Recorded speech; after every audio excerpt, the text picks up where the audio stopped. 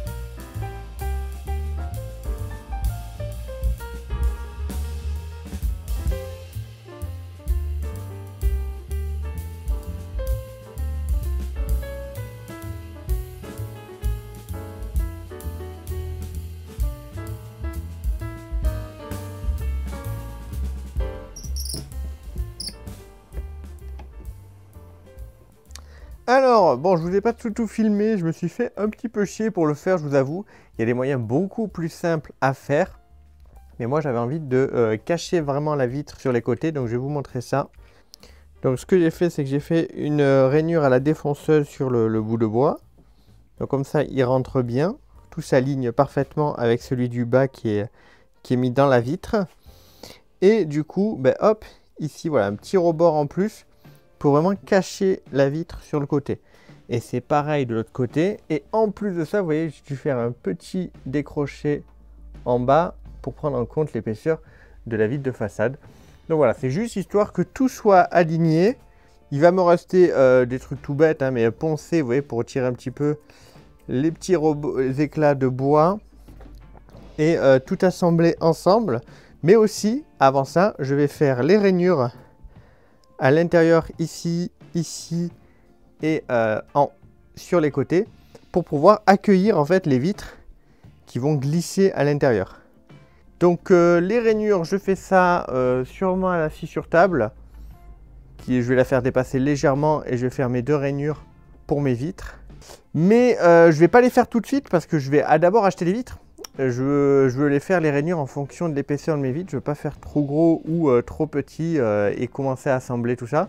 Bon, je vais vous expliquer un petit peu ce que j'ai fait. J'ai fait des rainures à la défonceuse de 6 mm et j'ai coupé un angle à 45. Pourquoi? Tout simplement parce que, hop, voilà, je peux les faire glisser comme ceci.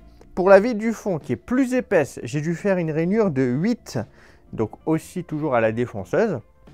Et donc là, moi, j'ai posé mes deux ici. Je vais pouvoir mesurer de l'extrémité de la pointe à la pointe pour voir combien j'ai besoin de longueur. Et donc on a déjà ce grand assaut, donc avec un espace cette fois-ci de 8 qui est plus large du coup, qui est déjà coupé en partie à 45 pour ici.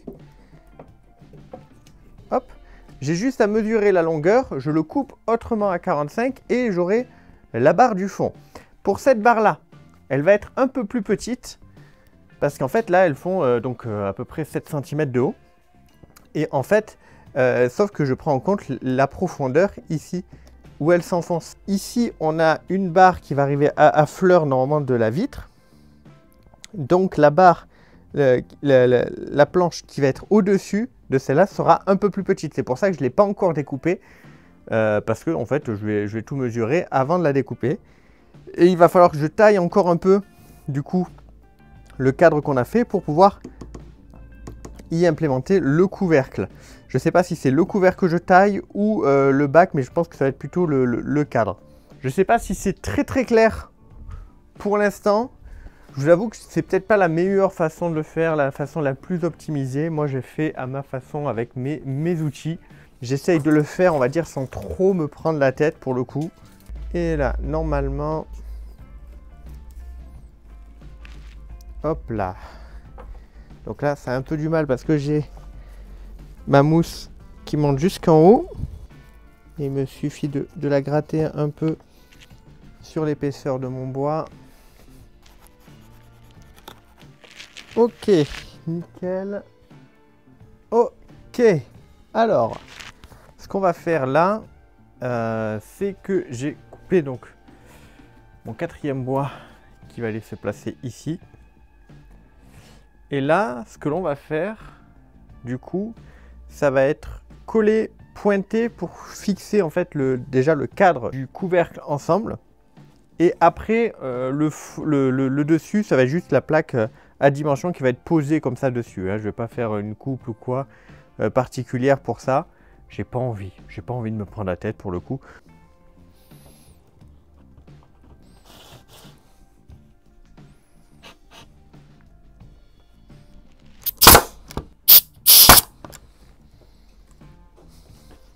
Ok les amis, on a un peu modifié le plan de base. On a fait quelque chose de beaucoup plus simple. En fait, j'ai refait directement la barre du bas et la barre du haut du cadre qui va accueillir les vitres. Pour le faire en fait plus long, pour qu'il justement cache la vitre. Et vous voyez, sur le côté, voilà, j'ai fait une petite feuillure pour pouvoir rentrer en fait la vitre. Du coup, j'ai eu à couper celui-là et j'ai fait la même chose en haut. Donc voilà, du coup, ça fait quand même quelque chose d'un peu plus propre qu'avec ces deux petites barres qui dépassent de chaque côté. J'ai mes vitres, elles font 3 mm. Donc, ce que je vais faire au niveau donc, des rainures que je vais faire dans ces bois, ça va être fait à ma scie sous table. Donc, hop, je vous montre ici. Voilà, en gros, j'ai mis le cache que moi j'ai fabriqué donc en bois où c'est complètement plein avec pas d'espace, juste l'espace de la lame. Je vais faire dépasser la lame de l'espace que j'ai besoin et en fait je vais passer mon bois pour faire une petite rainure de l'épaisseur de la lame. Normalement la lame elle fait pas 3, elle fait 2 et quelques. Donc il y a des chances que je suis obligé de bouger légèrement le guide et refaire un passage pour chaque rainure en sachant que je dois faire donc 2 rainures. En bas, 2 rainures en haut et 2 rainures sur les côtés pour bien accueillir les vitres, puisque les vitres vont être un petit peu en quinconce. Donc rien de très compliqué. Une fois que c'est fait, eh bien, on pourra l'installer sur le contour et on va carrément le siliconer. Donc voilà, dans cet espace-là, il va falloir que je fasse 2 rainures légèrement séparées pour pouvoir accueillir nos 2 vitres. Et on fera ça demain parce que là il se fait tard et je ne vais pas pouvoir faire plus de bruit que ça. Mais pour vous, c'est tout de suite. Ok, alors j'ai mesuré, là ma lame elle est à peu près à 7 mm de profondeur, ce que j'ai besoin. Et j'ai vu qu'en fait elle faisait 3,5 d'épaisseur, donc ça sera bon pour un seul passage. J'ai juste à faire en sorte donc là j'ai une petite chute que je vais utiliser comme test. Donc je dois faire 2 rainures en laissant un espace. Donc on est sur une planche qui fait 16 mm d'épaisseur. Donc du coup 10 mm il reste une fois qu'on retire les deux rainures. Donc on va mettre, je pense, à 3 mm à peu près de chaque côté. Ça sera pas mal, hein. 3 mm de côté au bord, puis 3 mm au milieu. Donc ça sera bien, je pense. Alors...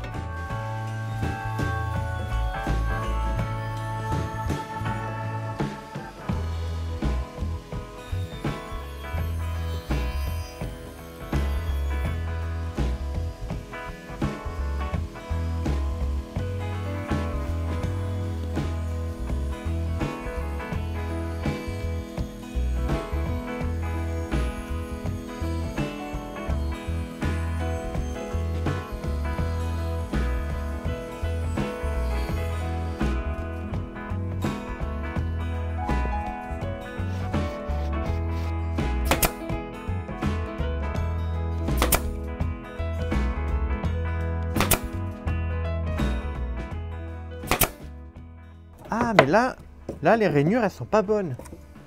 Je viens de me rappeler que là, les rainures, il faut que je les fasse plus profondes. Pourquoi? Parce qu'en fait, la vitre, il faut qu'elle rentre et ensuite que je la redescende dedans. Donc là, les rainures, il faut que je les fasse plus profondes. On va faire ça. Si les vitres me tiennent pas, elles, assez hautes pour la redresser, pour la plaquer, ici à l'arrière, en fait, je mettrai un verrou, vous savez, qui se tire, qui va permettre en fait de remonter la plaque, voilà, contre comme ça, au milieu, et qui en même temps tiendra le couvercle. Le couvercle ne pourra pas être retiré à moins d'ouvrir la vitre et de retirer ce verrou là. Mais là je suis plutôt content du résultat de ce que ça donne. Il reste encore pas mal de boulot puisqu'il faut faire un peu de ponçage, etc. J'attendais justement d'avoir enfin le couvercle pour pouvoir remettre une petite couche de silicone et remettre de la coco vraiment en haut pour voilà, vraiment tout calfeutrer.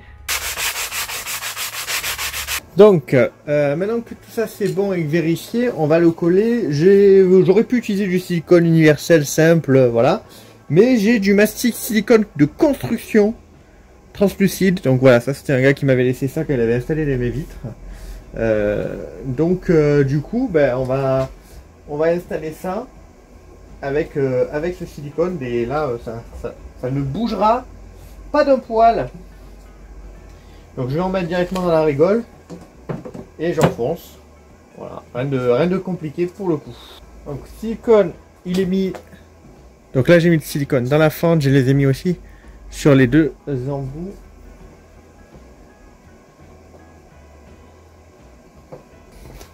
Donc là j'aligne bien les espaces entre eux pour pouvoir justement que les vitres rentrent dans les fentes. Et j'ai mis du silicone au-dessus et en dessous pour pouvoir aussi coller les bois entre eux. Donc pareil de ce côté là. Bon, ben voilà les amis, voilà ce que ça donne. J'ai installé les vitres, j'ai installé la serrure. Je suis très content. Bon là vous avez beaucoup de reflets forcément pour vous.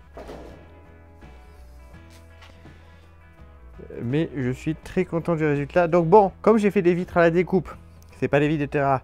Donc il n'y a pas, vous savez, la zone un petit peu polie qui permettent de mettre le doigt facilement et de l'ouvrir sans trop salir. Donc là, à chaque fois qu'on va l'ouvrir, il va donner un petit coup si on veut ne pas laisser des traces de main. Soit ça, soit plus tard peut-être que je verrai, je sais qu'il existe des systèmes aussi pour les vitres, peut-être des trucs un peu ventouses ou quoi, pour faire des sortes de petites poignées, mais voilà, je trouve que esthétiquement c'est quand même vachement plus joli comme ça. Et qu'est-ce que c'est donner quelques petits coups de chiffon. Donc là, pour gérer l'espace qu'on avait ici, je vais vous montrer. Hop, donc ça c'est une petite serrure qui m'a pas coûté grand chose sur Amazon que je l'ai pris. Je vous mettrai de toute façon les liens en description. Et donc vous voyez, voilà, pour l'ouvrir, ouais, je suis obligé de salir un petit peu la vitre. Et alors attention, là vous rentrez dans le terrarium, voilà, vous êtes un serpent. Et hop, voilà, ici vous avez des petits fermoirs en métaux. Donc j'en ai mis deux, un ici et un ici. Et donc vous pouvez voir là, si je les ouvre là, hop, et hop, de l'autre côté, voilà. Vous voyez un petit peu l'espace que j'ai. Donc ça me permet d'éviter cet espace là. Visuellement c'est plus sympathique. Au niveau du couvercle, le couvercle vous le savez c'est un bloc entier. J'ai essayé de le faire comme ça. J'aurais pu faire en sorte que la plaque du dessus se relève aussi comme ça. Je vous avoue que j'y ai pas du tout pensé quand je l'ai fait. C'est après coup que voilà, j'y ai pensé. Donc je pense que c'est pas gênant en vrai, parce que de toute façon le serpent, ça, on aura accès là. C'est un terrain bioactif, donc on n'aura pas trop en fait à relever le couvercle. Mais sinon, ben, je relève le couvercle en entier, en fait, c'est pas gênant. J'ai réparé aussi avec du silicone et un peu de coco la fente translucide que l'on voyait. Donc là, on est pas mal. Je vais d'ailleurs le laisser ouvert pour l'aérer du coup. Et dernière chose qu'il faut qu'on fasse, c'est ces petits caches là. On les a pour les mettre dans le couvercle, mais du coup, ici, à l'opposé. Donc voilà, il me reste ces petits trous à faire dans le couvercle et on sera bon.